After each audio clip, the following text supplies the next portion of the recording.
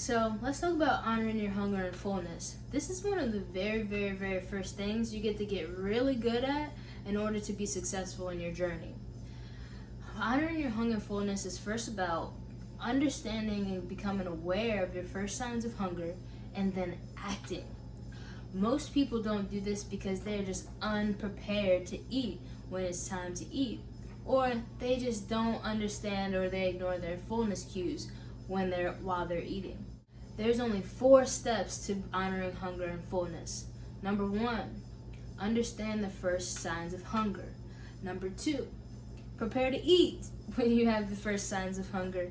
Number 3, eat mindfully and sensually. In order to do number 4, which is stop when you're about 75% full. At this point, you feel satisfied, you feel energized, you still feel light. This is the ideal feeling when you finish a meal. Now, there's also a few benefits to honoring hunger that I really want to point out. The first is regulating your blood sugar, which regulates your energy, your mood, therefore your productivity. Also, honoring your hunger allows you to have proper nutrition and attain and maintain your aesthetic goals. The problem isn't that we are unaware of these signs. If I asked you, what are your first signs of hunger? You'll probably say, my stomach growls, my energy gets low, I feel a little lightheaded, my thoughts don't come in as clear, things like that. So we know when we're hungry. The problem is we don't treat hunger like a necessity or a need when it is.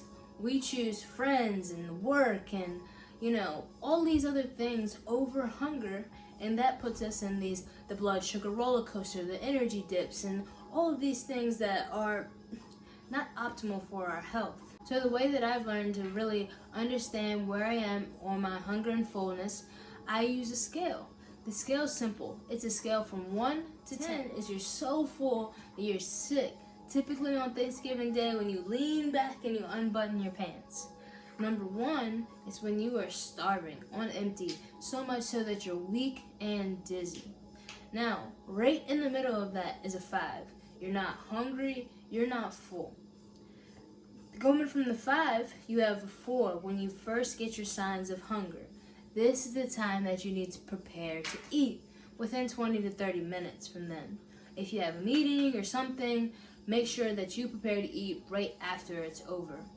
A 3 is when it's time to eat. Now you're getting now you're getting multiple symptoms of hunger. Your stomach's growling, your energy's low. You have 2 or more signs of hunger and it's really time to eat. If you can't eat right away, definitely grab some water to help hold you over.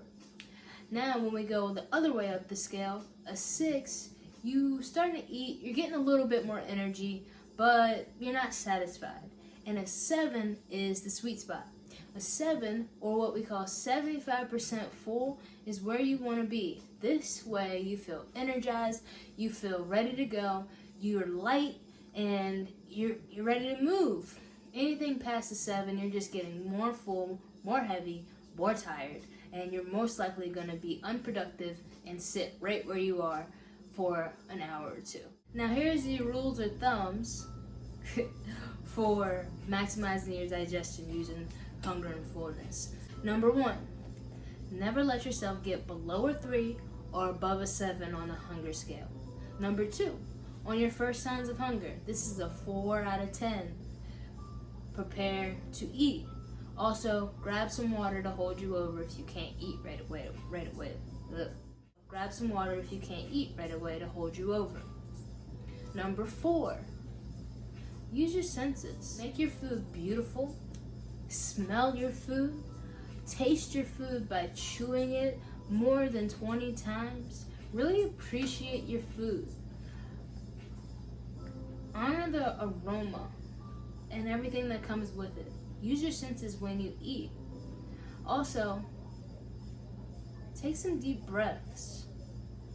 It's really important to not come to your meal with a lot of stress from the day before, the meeting before, or what's coming up in your day.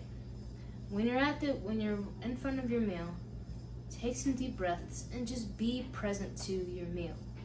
And that leads to the very last thing, is that make sure your environment is suitable. You don't want to be in a distracting or stressful environment when you eat. This meal is important to your bodies, not just now, but forever.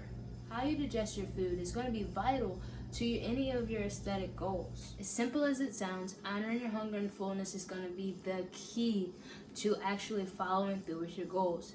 There's going to be a lot of times where you feel bored or you feel hungry and you're not really hungry, and there's going to be a lot of times where you want to continue to eat, but when you check in with your body, you understand that it's time to stop, which is going to allow you to look your best at all times. Take this scale and start practice honoring your hunger and fullness today.